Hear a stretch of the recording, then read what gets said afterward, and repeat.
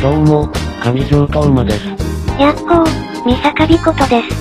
二人揃って上条美琴です。前回は失敗だったわね。いつ成功したのかを聞きたいがな。よく考えたら PR するアニメを間違えてたのよね。じゃあ何を PR すればよかったんだ？とある魔術のインデックス。番宣になっちまうだろ。自分たちが出てるアニメを押すのは自然でしょ？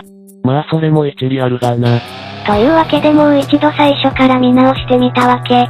そしてこのアニメを紹介する上で外せない人物を発見したわ。そういう魂胆かてめえ。何よ？まあいいや、勝手にやってくれ。それでその人物なんだけどね。上条斗馬って知ってる？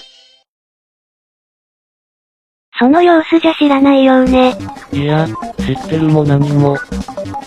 平均的な身長と体重に、やや筋肉だけはついているかもしれない体型。黒くてツンツンした髪の。し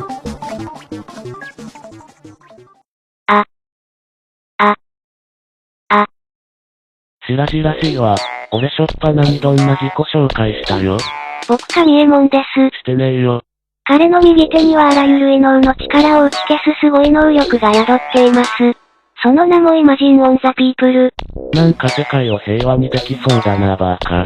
舞台は東京都西部に作られた学園都市。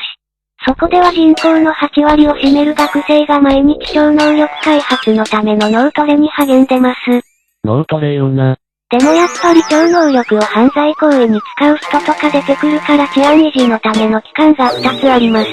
まずは能力者の学生で構成されるペディメント。ああ、日本建築でいうハフを西洋建築でいうとペディメントっつってな。分かってもらえねえよ畜生。とりあえず正しくはジャッジメントですの。もう一つが強力な武装で身を固めているアンチ鈴木。アンチスキルだろ。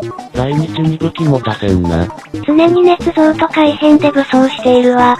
誰がうまいこと言えっつったんだ。このアニメは上条斗馬がスキンヘッドの集団に追われてるところから始まります。スキルアウトな。実際はスキルアウトかはわからないしスキンヘッドもいた気がするけども。そこに颯爽と現れ彼を救い出した女の子こそ本作のメインヒロイン。いろいろ間違ってんぞ。最初に登場して最初に主人公と絡んだんだから文句なしのメインヒロイン。彼女こそ三坂美琴。人呼んで時話題のロールパン。すげえ弱そうだなおい。っていうか甘くてうまそうだ。何言ってんのよ変態。だから変な意味じゃねえし。それでは今日は特別にアニメの中身を少しだけ見せちゃいます。ねえ、ロールパンって知ってる？ロールパン？英語でブレッドロール。バターロールなんかに代表されるパン種を小さく巻いて焼いた。本なんだけど、こういうのを言うらしいのよね。声入ったー。つうかなんじゃこのアニメ。続きが気になるでしょ？うまいぞとか叫ぶじいさん出てこねえだろうな。というわけでとある科学のレールガン OVA は10月29日発売よ。結局そっちの宣伝かよ。金初日の海外の話見るくらいならレールガンの DVD 見直してみた方がマシよね。ふざけんな。だが大派制裁と罰ゲームの話だけは見ろよ。絶対に見ろよ。サムネのシーンでは DVD 版必見のハプニングが。苦情来たら責任取れよてめえ。いい加減にしろ。どうも、ありがとうございました。